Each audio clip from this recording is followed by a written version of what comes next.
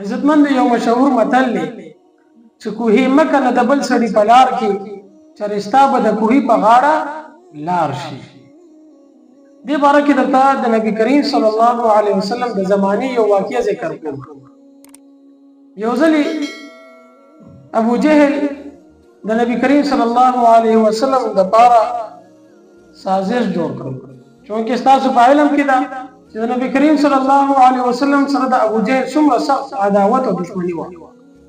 یعنی نبی کریم صلی الله علیه وسلم د پاره به هر وخت سازشونه جوړول، د قتل منسوبې به جوړول. یو ځلې ابو جهل داسې وکړل چې په کور کې یو جوړه غونډه کې کنده وکړل او د هغې د پاسې هسې معمولي غونډه کې خشاک کېښودل او ځان یې د دروغو بیمار کړ. چونکې ده ته پته وه چې نبی کریم صلی الله علیه وسلم د هر چا تپوس لري، که دشمن یې وي او که ملګری وي، که مسلمان وي او که کافر. نبی کریم صلی الله علیه وسلم هر چا ته ملاقات لري، که څوک به بیمار و د هغه تپوس لري، که هغه مسلمان او که کافر. و ابو جهل هسې د دروغو ځان بیمار او نبی کریم صلی الله علیه وسلم ته خبر ورسېدل چې ابو جهل بیمار دی. په دغه وجه باندې نبی کریم صلی الله علیه وسلم د ابو جهل کور ته تشریف روان کړ. خو کله چې ابو جهل کور ته راورسېدلو د نبی کریم صلی الله علیه وسلم باندې جبرئیل علیه الصلاة والسلام راغللو او د ابو جهل ټوله منصوبه ورته بیان کړله چې ابو جهل هسې ځان بیمار کړی دی. مخکې مزه ستا دپاره یو سازش جوړ شوی دی، په دغه کور کې یوه جوړه کنده جوړه شوې ده او ستا خلاف سازش کېږي. مزه مخکې نبی کریم صلی الله علیه وسلم د مخکې د تلو نه منع کړل. نبی کریم صلی الله علیه وسلم مخې سره را واپس شو. ابو جهل چې وکتل چې نبی کریم صلی الله علیه وسلم واپس روان شلو نو د کټ نه را پاڅېدلو، په منډه د نبی کریم صلی الله علیه وسلم پسې را روان شو. خو د ده نه هغه خپله کنستلې شوې کنده هېره وه.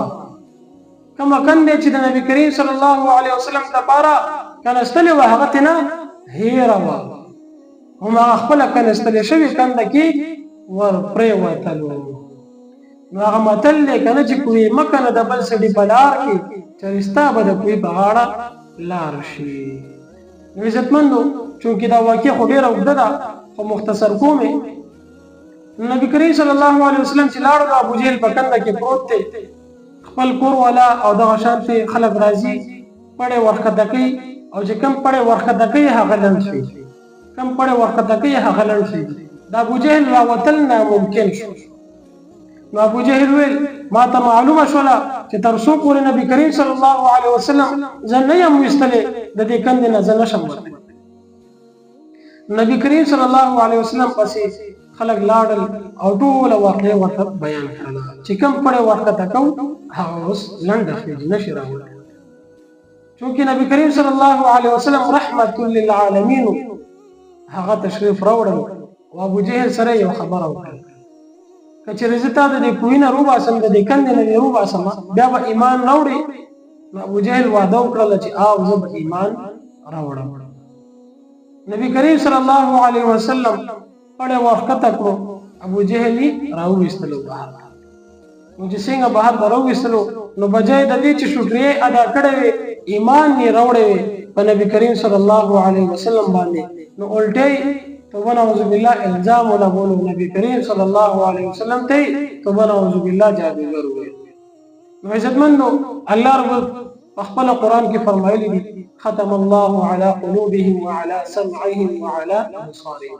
نو د چا په زړونو باندې چې الله پاک مهر وهلی وي نو هغه ته بیا ایمان چېرته نصیب، هدایت ورته چېرته نصیب کېږي. نو عزتمند دا واقع مې دې دپاره بیان کړله، په دې کې یو عبرت پروت دی چې د بل چا دپاره کوهي مه کنئ، د خپل مسلمان ورور خپې مه وهئ، د هغه خلاف سازشونه مه کوئ، بلکې په خپله محنت وکړئ.